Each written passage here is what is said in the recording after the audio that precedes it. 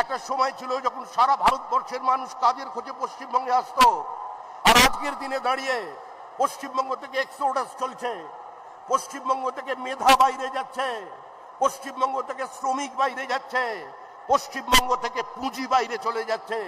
এই flight of ক্যাপিটালকে আটকাতে হবে, আমাদের মেধাকে আমাদের বাংলায় রাখতে হবে, ঘরের ছেলেকে ঘরের ভাত খাওয়াতে হবে।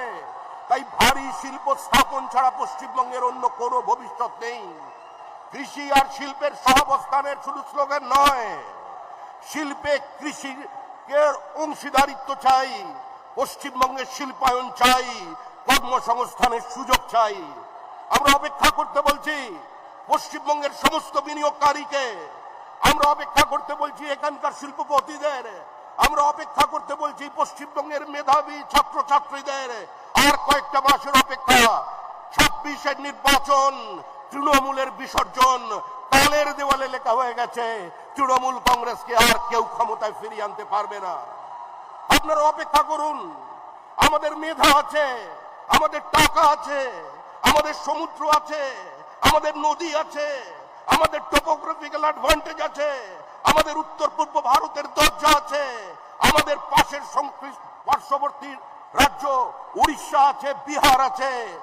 আমরা তাদের খনিজ সম্পদের উপরে ভিত্তি করে পশ্চিমবঙ্গের শিল্পায়নের বৈপ্লবিক পরিবর্তন ঘটাতে পারি, আর সেটা পারি আমাদের প্রধানমন্ত্রী নরেন্দ্র মোদীর সহযোগিতায়।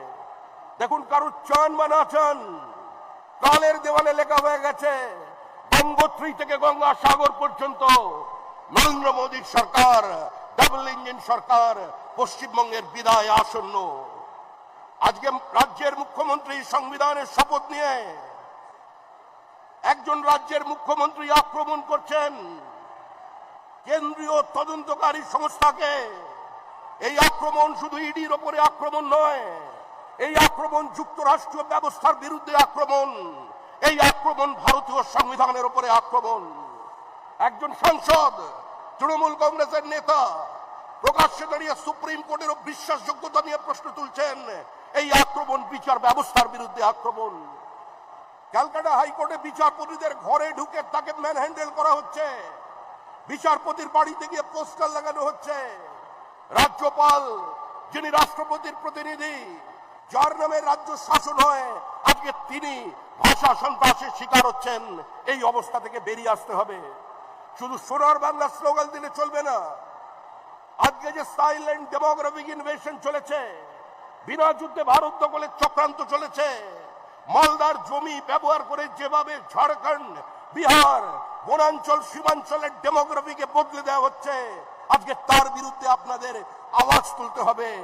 এই নির্বাচন পশ্চিমবঙ্গের অস্তিত্ব রক্ষার নির্বাচন। পশ্চিমবঙ্গকে বাংলাদেশ বানাতে আমরা দেব না।